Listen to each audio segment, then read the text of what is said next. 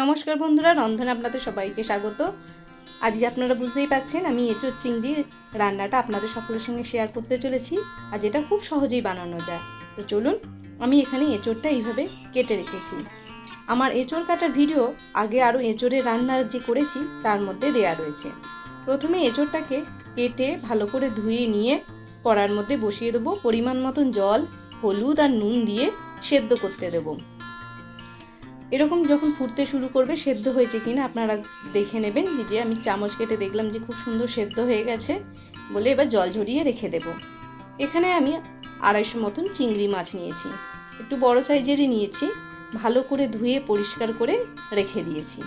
এবার মাছটাকে আমি নুন হলুদ মাখিয়ে রেখে দেব।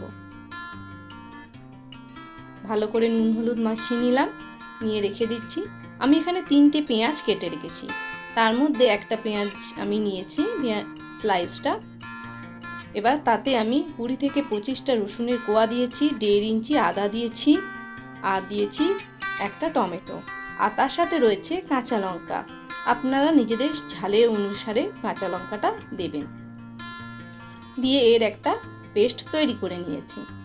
এবার কড়াইতে আমি 3 টেবিল স্পুনের মতন মাস্টার্ড অয়েল দিলাম, বা সর্ষের তেল। আমি পুরো রান্নাটাই কিন্তু সর্ষের তেলে করব।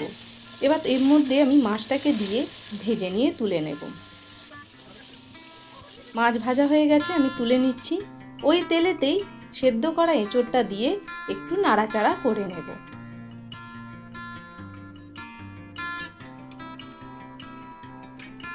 খুব বেশি ভাজবো না, নাড়াচাড়া করে নিয়ে তুলে রেখে দেব।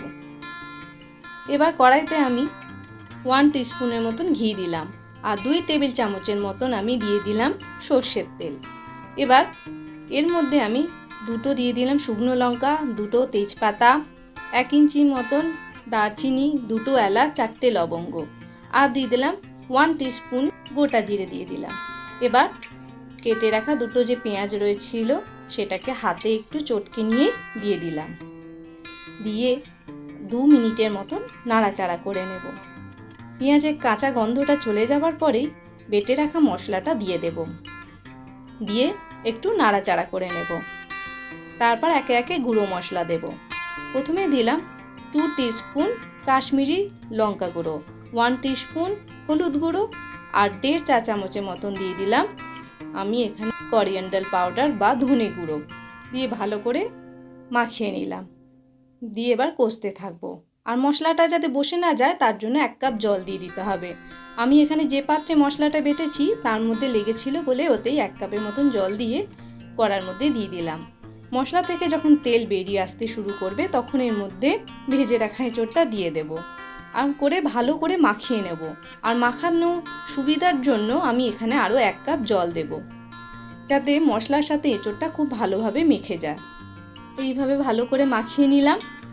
মাখিয়ে নেওয়ার পর আমি এর মধ্যে দিয়ে দিলাম চিংড়ি মাছটা। ভালো করে ঝোলের মধ্যে ডুবিয়ে দিলাম, আর 5 মিনিটের জন্য এটা ফুটতে দেবো, যাতে চিংড়ি মাছের গন্ধটা এঁচোড়ের মধ্যে চলে যায়।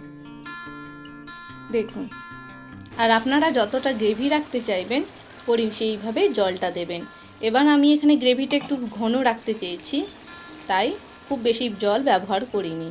এবার এঁচোড়েরগুলোর মধ্যে আমি কয়েকটা এঁচোড় এইভাবে ভেঙে দেবো, যাতে মশলাগুলো ভালোভাবে ঢুকে যায় আর গ্রেভিটাও একটু ঘন হয়। রান্না আমার এবার শেষের দিকে এসছে। 1/2 টিস্পুনের মতন গরম মশলা দিয়ে রান্নাটা কমপ্লিট করে দিলাম। দিয়ে একটু নাড়িয়ে চাড়িয়ে চাপা দিয়ে 5 মিনিট রেখে দিলেই হয়ে যাবে। তারপর গরম গরম ভাতের সাথে পরিবেশন করে দেবেন। তো বন্ধুরা, দেখলেন কত সহজেই এই এঁচোড় চিংড়ি বানানো যায়। তাহলে আজকের ভিডিও আপনাদের কেমন লেগেছে? যদি ভালো লেগে থাকে তাহলে অবশ্যই চ্যানেলটিকে লাইক করবেন। আর আমার চ্যানেলে নতুন সদস্য হয়ে থাকলে এখনও সাবস্ক্রাইব করে উঠতে পারেননি, তাদের কাছে অনুরোধ রইল চ্যানেলটিকে সাবস্ক্রাইব করে দেওয়ার জন্য।